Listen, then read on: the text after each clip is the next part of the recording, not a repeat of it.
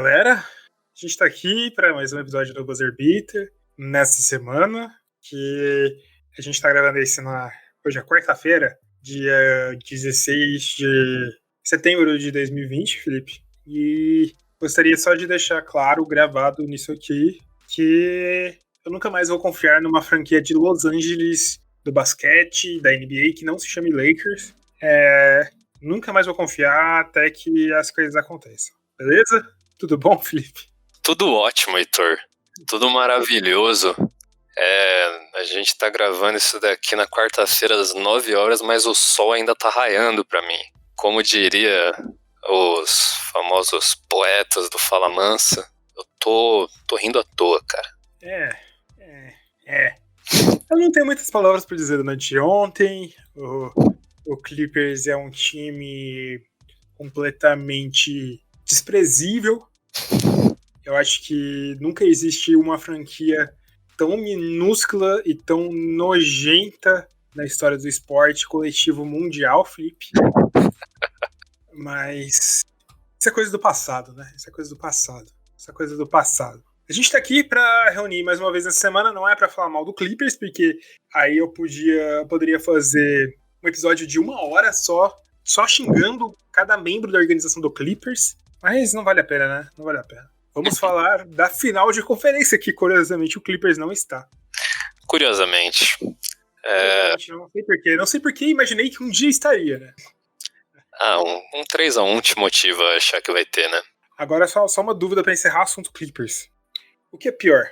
Acreditar que vacinas causam autismo, que a Terra é plana, que existe uma conspiração globalista para dominar os países, financiada por George Soros da ONU, ou que o Clippers vai estar numa final de conferência algum dia da vida? Fica aí o questionamento. Heitor, eu acredito em pelo menos 3 dessas. Bom, vamos lá. Final de conferência. Antes de mais nada, galera, acompanha o Buzzer Beater nas redes sociais. Instagram.com/buzzerbeater_br, twitter.com/buzzer_beaterbr. E pra quem não está nas redes sociais, vai aonde, Felipe? O podcast ele tá disponível em todos os agregadores, então a pessoa pode curtir onde ela quiser aí, aproveitar também para compartilhar com os amigos. E também a gente sempre distribui no YouTube, né? Então, quem puder, compartilha, curte, se inscreve no canal, aperta o sininho para receber notificações e, finalmente, nosso e-mail, buzzerbeaterbr@gmail.com, que eles podem mandar comentários, sugestões, críticas, tudo que eles quiserem. Bom, Felipe, a gente tem aqui uma final de conferência, não sei se inédita, eu nem pesquisei sobre isso porque minha cabeça está tão desgastada que não valeria a pena pesquisar, mas a gente tem uma final de conferência que poucos apostavam durante a temporada regular que a gente veria. Não sei porquê. Hoje eu diria que deveriam apostar mais, né, Felipe? Você não concorda com isso? Perdão, mano, eu não ouvi o que você falou. Não.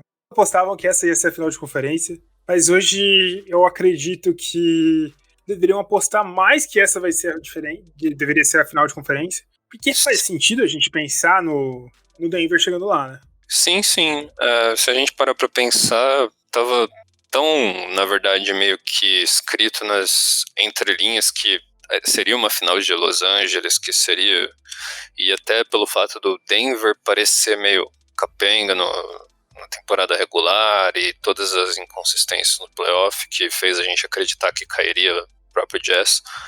Mas quando a gente olha pro total, não é tão estranho o Denver chegar onde chegou, porque é um terceiro seed, é um time que já vem de sucesso passado em playoff, que caiu de uma maneira icônica pro Portland, tudo, mas faz sentido, e principalmente com a maneira com que sua principal dupla de jogadores vem performando ultimamente, cara. Pois é isso que eu ia falar. É um time que na temporada passada tinha ficado em segundo seed, nessa última temporada ficou no terceiro seed e chegou numa semifinal de conferência no ano passado. Eles têm um armador jovem muito interessante que demonstrou crescer em momentos decisivos. Eles têm o melhor pivô da NBA. Se alguém discutir com você se que existe um melhor pivô que o Jokic na NBA, você manda pra casa do caralho, porque esse cara é o filho da puta que tá falando merda pra você. Eu saio na mão. Nem me preocupo. Saiu na mão. interna, porque Jokic é facilmente o melhor pivô da liga, é decisivo, inteligente, melhor pivô passador da história, um dos melhores passadores da história, e tô falando isso claramente, um dos melhores passadores da atual NBA. Acho que, na verdade, essa final une basicamente os dois melhores passadores da NBA pra mim. Sim, eu vou mais longe. Eu acredito que o Jokic é o melhor passador da NBA atualmente. Simplesmente na parte pura da armação, ele é bizarro, sobrenatural e reconhece de maneira ímpar, principalmente pela capacidade dele de armar de diferentes posições. Porque você tem muitas vezes essas características de jogadores que eles armam bem do perímetro, armam bem a partir do poste. O Jokic, ele arma para todas as direções. Então, eu acredito bem nessa maneira. Inclusive do seu próprio lado da quadra, né? Porque ele é um mestre nos passes de full court. Exatamente. Bom, a gente chega com... Como que foi a trajetória? Acho que, na verdade, é uma das trajetórias mais épicas de um time numa Conferência Oeste. O Denver veio ligeiramente... Na verdade, o Denver foi assunto desde os jogos pré-volta da bolha, quando eles fizeram um Super Giant Ball, que podemos apelidar assim, que eles colocaram em quadra só jogadores incrivelmente altos. Foi mais uma brincadeira do que um jogo de verdade, porque isso nunca foi reproduzido em nenhum jogo. Veio inconstante no Seeding Games e chegou para enfrentar o Utah Jazz na primeira rodada dos playoffs. Utah Jazz, com partidas absurdas do Donovan Mitchell, conseguiu abrir 3-1. E aí começou, eu acho que a característica decisiva do Denver Nuggets, podemos dizer assim, e o Denver conseguiu reverter esse 3-1 para um 4-3. Aí chegou na outra série, enfrentando os Los Angeles Clippers, time filha da puta, que era o favorito, apontado por todo mundo como favorito, que abriu um 3-1. E novamente o Denver reverteu para um 4-3 e chega com muita bagagem para essa final, né? A gente teve, na verdade, duas séries distintas. Uma série que o Nikola Jokic foi muito bem freado, não digo anulado porque ele atuou muito bem contra o Jazz, mas ele foi muito freado. E numa série do Clippers inverteu e Jamal Murray foi freado, enquanto o Nikola Jokic fez o que bem entendeu, né? Basicamente. Se eu não me engano, o Jamal Murray até estava bem limitado nas primeiras partidas lá contra o Jazz. Eu não lembro se ele chegou a jogar primeiro. Mas depois de um tempo ele começou a tomar conta, né, da responsabilidade que querendo ou não, o Gobert estava fazendo uma defesa bem impressionante em cima do Jokic. Teve até um dos tocos lá que o Jokic já não sai do chão e ele não deixou nem soltar a bola. Mas teve esses dois momentos. É lógico que assim, o Jokic ele cresceu nos momentos importantes contra o Jazz também, matou bolas importantes. E realmente isso se inverteu, né? O Zubac e nenhum dos pivôs do Clippers. O Clippers não achou solução de como lidar com o Jokic. O Murray, ele tomou as responsabilidades nessa última partida também, tem que reconhecer isso, até porque o Jokic ele não estava bem na parte de conversão das bolas, ele estava funcionando muito melhor na armação dele, ele encontrou muitos chutadores livres em momentos importantes. O Millsap matou umas bolas finais assim legais, o Jeremy Grant. Mas eu acho que um dos grandes trunfos também desse Denver foi que ele foi capaz de fazer ajustes quando as coisas não estavam seguindo muito bem. O time defensivamente contra o Jazz começou terrível. Depois se ajustou. O Michael Porter Jr., ele não encontrava de maneira alguma como que dava para ser usado da melhor maneira possível. Também começou a contribuir um pouco mais na parte ofensiva, mesmo que não tão relevante. E por incrível que pareça, a volta de alguns jogadores também nesse decorrer foi muito importante. O Monte Morris ter voltado, o Torrey Craig voltou a partir de um momento também. E, bizarramente, o Gary Harris começou a fazer boas partidas, né? Tanto defensivamente, mas nem tanto, mas cumprindo a função que ele deve cumprir, que é nos backdoors pro Jokic. e aparecendo livre em algumas situações. Eu acho que um dos fatores para melhorar essa série pro próprio Denver foi a adição do Gary Harris. Gary Harris Sim. foi um baita defensor nos dois alas do Clippers, que é o Paul George e o Kawhi Leonard, e é uma figura muito importante pro próprio Nuggets contra o Lakers na próxima série. Porque ele não veio só bem defensivamente, ele foi um desafogo no ataque de muitas vezes, né? Foi, porque se parar pra pensar, tem alguns momentos, esse time do Denver, ele não é tão necessariamente profundo, sabe? Ele tem muitas, além do Torrey Craig, do Monte Morris e do Mason Plumlee, que cumpre um papel importante, porque ele também é um pivô, ele é mais atlético, mas tem boas características como passador, quando ele entra. Ele, fora isso, faltava essa figura para deixar alguns desses jogadores no banco de reservas, e o Gary Harris, no melhor do seu jogo, ele cumpre esse papel importante, que na verdade ele não estava cumprindo, né, durante a temporada regular, tanto que o desejo da torcida era ver ele trocado. Exatamente. Mas ele vai ser importante contra o Lakers. Uma coisa que também facilitou muito para o Jokic é que o Clippers não tinha solução para parar o Jokic. Eu acho que nenhum time na NBA tem um pivô que pare o Jokic. O Clippers também tinha um Zubat que podia um pouco frear ele por causa do jogo, mas esse time, agora eu vou falar um pouco da parte psicológica, esse é um time muito resiliente, que não desiste da partida mesmo que aparenta ter perdido ela. E aproveita os espaços que outro time vai dar para conseguir isso, né, Felipe? Isso é importante. Foram muitas viradas nessa última série, né? Inclusive, apagou acho que no jogo 6, apagou uma diferença de 19. Exatamente. 19, bicho. 19.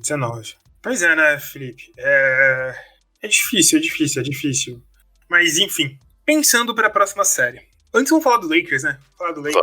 O Lakers também veio meio errático no seeding games, muito porque parecia que o time não estava muito encaixado e que os times conseguiam achar uma maneira de parar esse time do Lakers.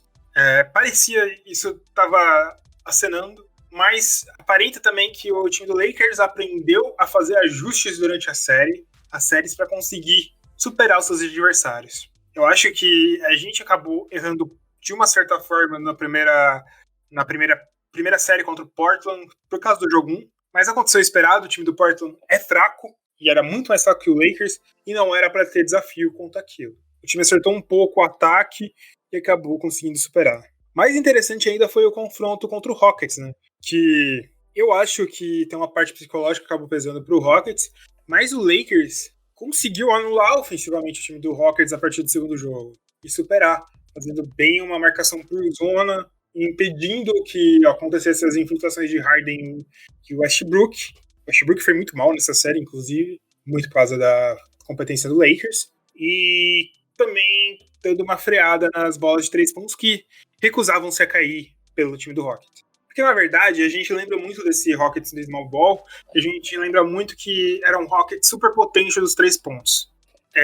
Eric Gordon mas não é mais tão bom assim de 3 pontos, e no time titular a gente tem o Robert Covington, que é ok, e um PJ Tucker, que é muito bom da zona morta, mas basicamente da zona morta. E de resto, a gente não tem um time tão proficiente assim dos 3 pontos, né? Sim, tanto que se abriu também muito para que o Russell Westbrook começasse a chutar mais de média distância, né? Inclusive para aproveitar os pontos fortes dele. E também no geral, porque a maneira de empregar medo com esse time é você mesclar entre as infiltrações do Harden e do Westbrook, que são realmente amedrontadoras. São caras que matam muito bem no drive e principalmente sofrem faltas fazendo isso, que incomoda bastante os times e força trocas e mismatches e colocar jogadores piores de segunda unidade em momentos que normalmente você teria titulares. Mas o Lakers conseguiu fazer bem os seus ajustes. É um time que a gente até achou que teria mais dificuldades com essa defesa, mas que se ajustou muito bem, né? Exatamente. E aí a gente tem o LeBron James sendo muito foda no alto dos seus 36 anos. É difícil, né? Porque, cara, a geração do LeBron James se aposentou e ele vem sendo mais dominante que a geração seguinte, velho. É. E nos dois lados da quadra, né? Você espera que alguém com 36 anos vá pelo menos focar em um lado?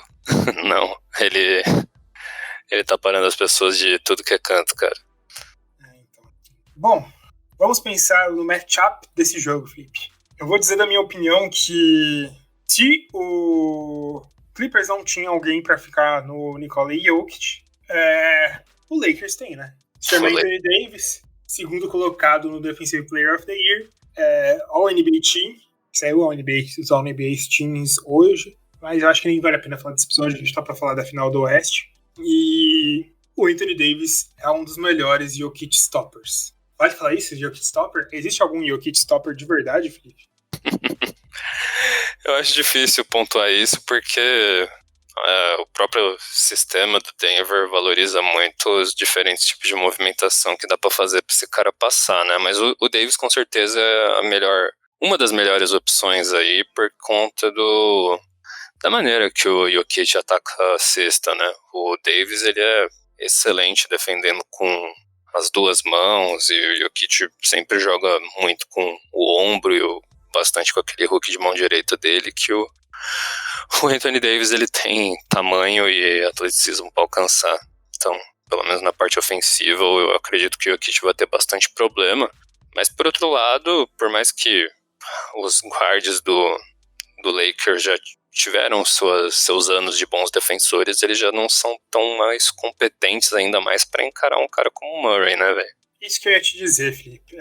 Só para dar uma passada, esqueci de comentar, teve 4 jogos da temporada regular entre Lakers e Denver. O Lakers ganhou 3, o Denver ganhou 1. Um deles que o Lakers ganhou foi pro overtime. No primeiro jogo, o Jokic foi limitado a 13 pontos, mas deu 8 assistências. Num bom jogo do Jamal Murray. No segundo jogo, o Jokic foi um pouco melhor, fez 18 pontos, só que aí foi um jogo ruim do Jamal Murray, mas vale lembrar que o Lakers tinha um Avery Bradley, que era o melhor marcador de perímetro deles, o melhor marcador de caras... eu tô falando Davis ou tô falando Jokic? Tô falando Jokic. Ah, bom, aqui eu tô meio zoado da cabeça. No terceiro jogo, que foi pro overtime, o Jokic fez 22 pontos, mas também foi um grande jogo do Jamal Murray, com 32 pontos.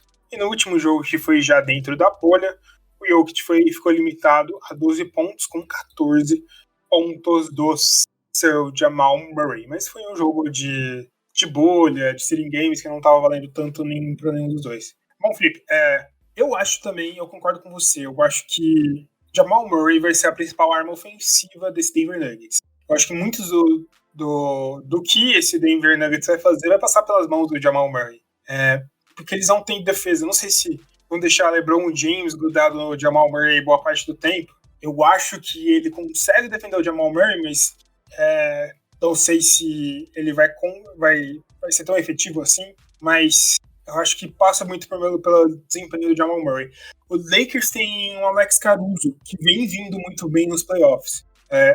Os dele nos playoffs, ele veio bem defendendo, porque essa sempre foi, apesar de tudo meme, sempre foi a característica dele, ele sempre foi um defensor confiável, bem confiável, e nos playoffs parece ter melhorado isso. Ele vem defendendo muito bem, principalmente armadores adversários, né, Felipe? Sim, sim. Eu acredito que esse vai ser um jogo bem característico, assim, bem fundamentado nessas 4 peças, sabe, entre os dois times. LeBron e Davis e Murray e Jokic. Até porque são elencos de apoio. Bons elencos de apoio, pra falar a verdade, mas elencos de apoio que dificilmente vão tomar conta de uma partida quando precisar. Eu ainda acho que pelo menos tem um pequeno potencial ofensivo aí, mais relevante do outro lado. Como a gente comentou, tem o Gary Harris que voltou bem, isso é importante pro Denver, mas essa tem um equilíbrio entre caras casca-grossa nos dois times, então vai ser bem pegado e vai ficar bem centrado no que os 4 principais personagens aí vão conseguir fazer. Se a gente falar também do potencial ofensivo do Lakers, aí tem um problema pro Denver, na minha opinião, porque você vai grudar talvez um Millsap, um Grant no Anthony Davis, só que aí sobra um LeBron. Quem que você gruda no LeBron? Você gruda o Gary Harris? Gary Harris eu acho que não dá conta do LeBron James. nem Então, perto de dar conta, quase ninguém dá conta. eu acho bem, bem provável que eles vão acabar grudando um próprio Paul Millsap no LeBron, cara, no one-on-one, e de alguma maneira eles vão dar meio que um seg-off no Davis e tentar rezar pra Deus e no máximo fazer as trocas de elenco pra tentar deixar o Torrey Craig em quadro em alguns momentos, principalmente o Mason Plumlee em alguns momentos cruciais para defender, porque é perigoso deixar o Jokic em momentos decisivos em que a defesa vai ser o mais importante. Pois é. É bem absurdo, né? É bem absurdo, tipo, bem absurdo pensar. Existe uma tática que eu não sei se o Denver vai usar, que os times que tiveram melhor condição de dar uma freada no tanto em LeBron James e Davis foram os que congestionaram o garrafão. Porque o Lakers, ele veio bem no jogo 5 contra o Rockets da linha de 3, mas como que eu posso dizer? Não é uma característica boa deles. O melhor arremessador deles vem sendo o Danny Green. É para ser o Danny Green, só que o Danny Green não vem correspondendo tanto. Existe possibilidade do Denver conseguir dar uma congestionada, porque você tem um Paul Millsap, tem um Jeremy Grant, que é grande, você tem um Miles Plumlee, que é grande, e esses caras conseguem jogar juntos, mas eu não sei o quanto vai ser isso efetivo. Eu acho que talvez em alguns momentos a gente veja uma formação de Plumlee e Jokic juntos. Sim, e eu acho bem provável que justamente para esse fato, não para necessariamente só congestionar, mas para deixar alguém responsável pelo Davis e abrir a possibilidade para o Jokic cumprir a única característica defensiva que ele realmente ajuda, que é fechar as linhas de passe. É uma possibilidade, eu acredito que seja algo que a gente vai ver em alguns momentos. Exatamente. O que o Lakers vai fazer bastante, eu acho que vai ter. O Davis vai conseguir cuidar muito bem do Jokic, mas eu acho que vai ter muitas vezes alguém para ajudar o Davis a cuidar do Jokic. Porque foi o que o Clippers conseguiu fazer de melhor quando foi fazer com o Jokic. Então. Sim. Precisa de ajuda, inclusive, porque a gente já viu o Jokic empurrar para dentro do garrafão os caras mais fortes da liga, né? Exatamente. Então, eu acho que é isso, né? Que é isso, né, Felipe? Não sei, tudo indica que vai ser que vai dar Lakers, né, Felipe? Eu prefiro manter o discurso pessimista, Heitor, porque tem dado certo. Inclusive, eu torço para que essa série chegue num 3-1 pro Lakers, porque aí eu vou ter segurança de que o Denver vai ganhar. Mas o encaixe, né, entre os principais jogadores, principalmente, acaba dando vantagem pro Lakers aí. Eu também acho. Eu acho que a gente precisa ver também que tanto Frank Vogel quanto Mike Maloney foram bons de fazer ajustes nos playoffs. Sim. Eu acho que vai ser uma série complicada, cara. Não, parar pra pensar, cara, o Denver, a gente falou que não é estranho chegar onde chegou, mas acho que já fez uma temporada bem acima das expectativas dos próprios torcedores, né? Pelo que já tinham visto. Pois é. A expectativa era chegar na semiconferência, né? Exatamente. Se chegou nisso, o que vem agora é lucro. E isso é bom pro Denver, porque eles não precisam pensar que eles vão precisar ter uma responsabilidade em cima deles ainda. Dificilmente eles não pensam, porque eles estão saindo de 2 séries em que eles viraram 3-1, né? Então eles devem estar num hype, numa vontade de vencer bizonha. Felipe, aposta de série. Aposta de série. Eu vou segurar a mesma que eu fiz contra o Clippers, cara. Eu acho que vai ser Lakers em 6 jogos. Eu acho que vai ser Lakers em 7 jogos. Que é isso. Beleza, Felipe? Encerramos por hoje? Encerramos. Segundo podcast de semana. Semana que vem a gente se vê novamente. Né, Felipe? Isso aí. Falou, galera. Tamo junto. Valeu!